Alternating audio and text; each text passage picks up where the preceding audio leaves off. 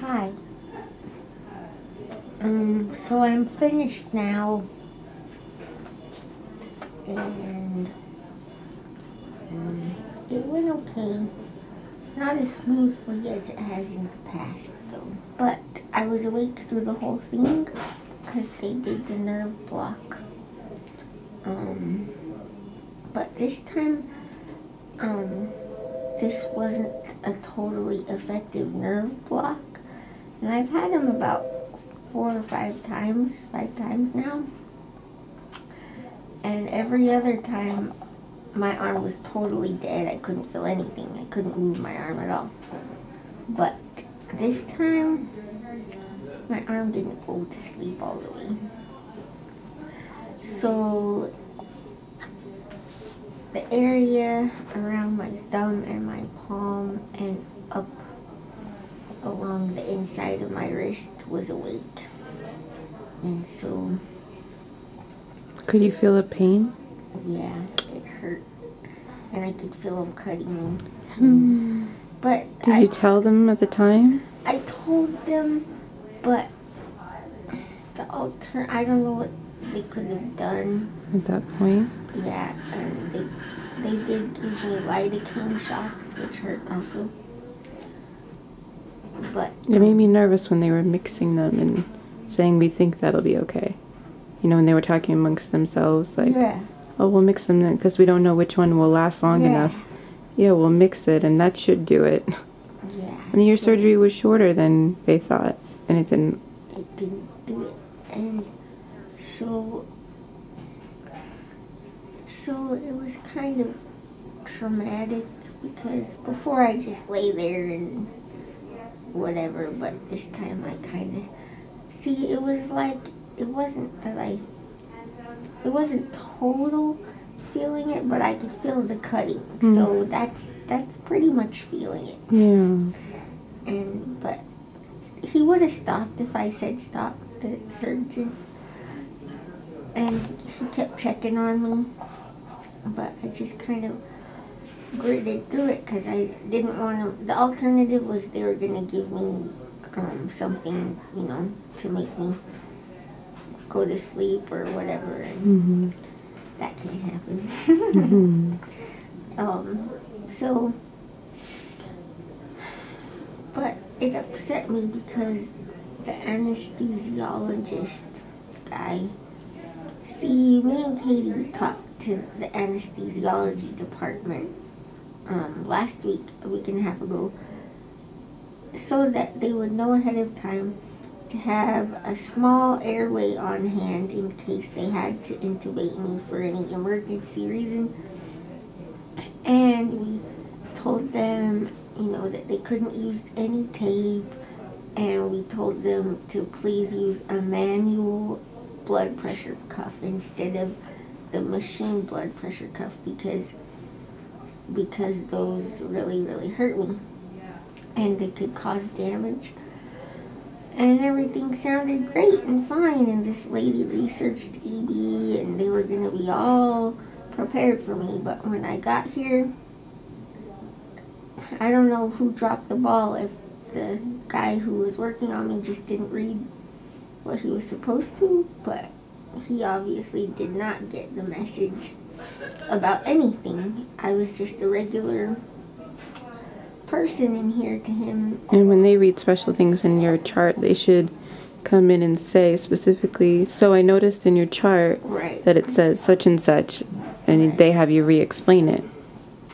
When I was feeling it, the anesthesiologist was trying to talk me out of the fact that I was feeling it.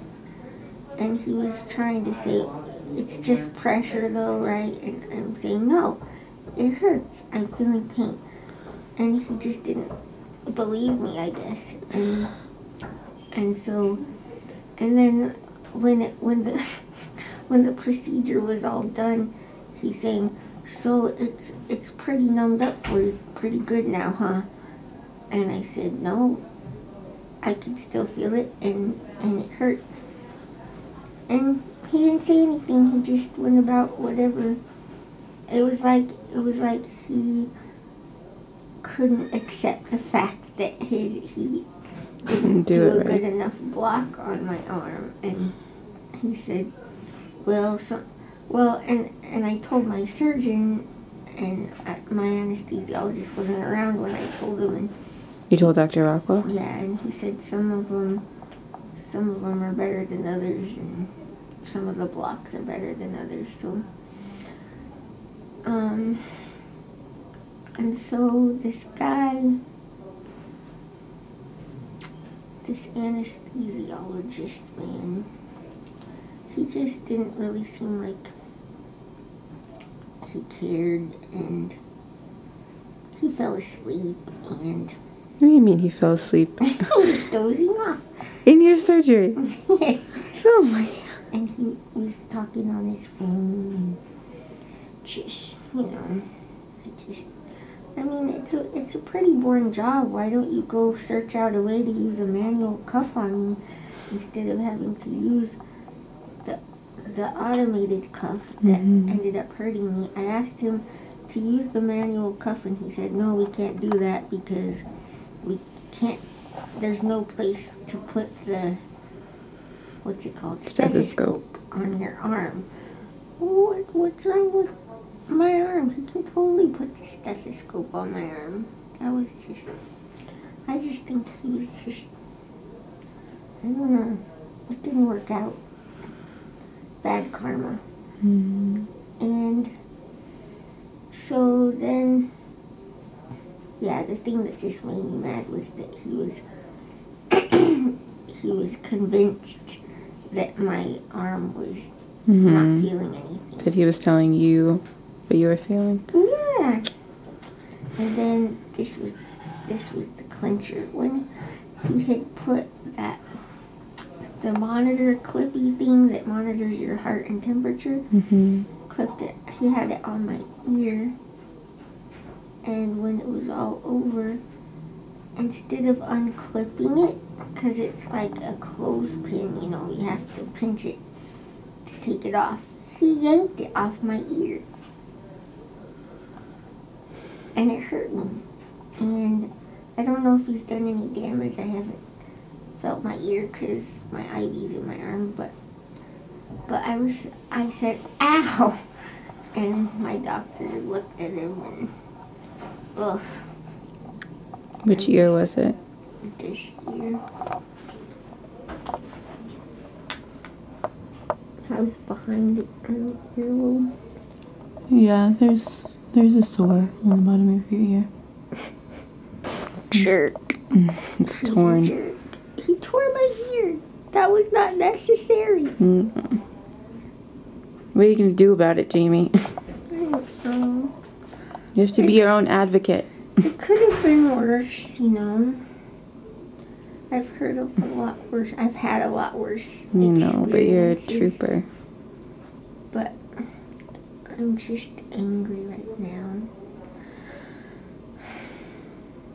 So, what else? But Dr. Rockwell, he was good, and maybe when we meet with him next week, we can talk to him again about it.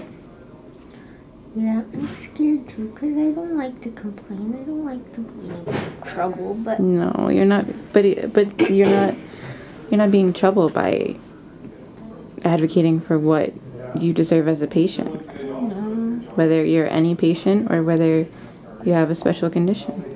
No. And they could do it to Elizabeth.